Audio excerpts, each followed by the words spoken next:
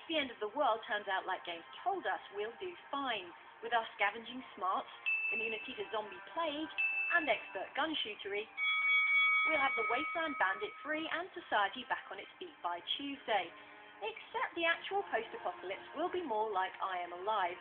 Cities will be depressing rubble heaps, there'll be no food or water, let alone bullets, and the Great Bullet Famine will hardly matter because a gun is dodgy defense against your feral neighbors when you've never fired one before. I Am Alive is pitched as the antithesis of gaming's post-apocalyptic power fantasy. In fact, Ubisoft Shanghai's Aurélien Palace told us it's definitely the opposite of that, and that I Am Alive is realistic and more mature and different from all the other games we've seen. Like it or not, the world has changed. If you want to stay alive, you're going to have to adapt. And so the game lifts its setting and atmosphere from movies, says Palace, more than games. Specifically, the film adaptation of Misery Travelogue The Road, with a dash of the Book of Eli, which is inferior but has machetes. The protagonist of I Am Alive is less a one-man army and more the beleaguered dad in The Road. Before a set of cataclysmic earthquakes laid everything to waste, he'd never fired a gun. Now, after a year-long cross-country trek, he's back in his hometown, searching for his girlfriend and young daughter, carrying only a bulletless handgun and a climbing harness.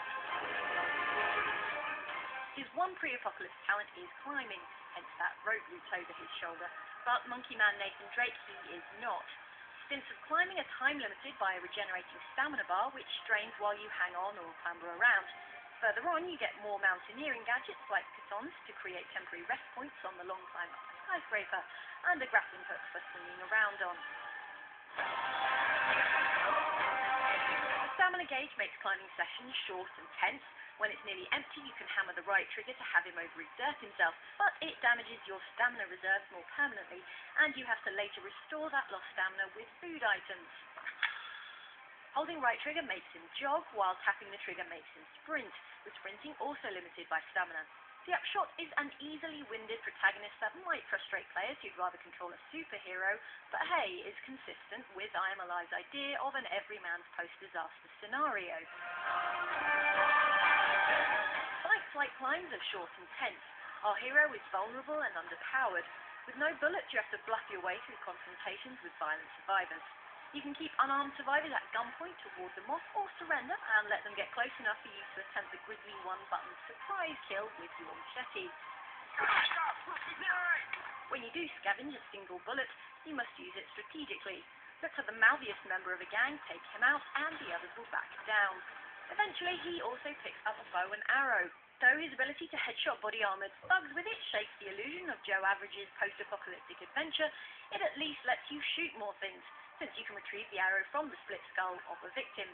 I Am Alive has 10 levels through which you explore the ruins of the city, climb, scavenge, and deal with other survivors. It isn't an open-world game, but levels aren't completely linear. There are some areas off the beaten track in which you might find survivors who can shed light on what happened to the protagonist's missing family. Checkpoint restarts are nearly as scarce as bullets. After you've spent the few you have, you must restart the whole level when you die, and first aid kits are hard to come by too. At one point in our time with the game, we couldn't save a woman's injured son because we'd already used the single kit we'd found in an hour of play, which made for a pleasing/harrowing moment of helplessness in what in another game might have been a routine fetch quest. So, in I Am Alive, we're looking forward to a post-apocalyptic experience that has you scraping by instead of conquering all.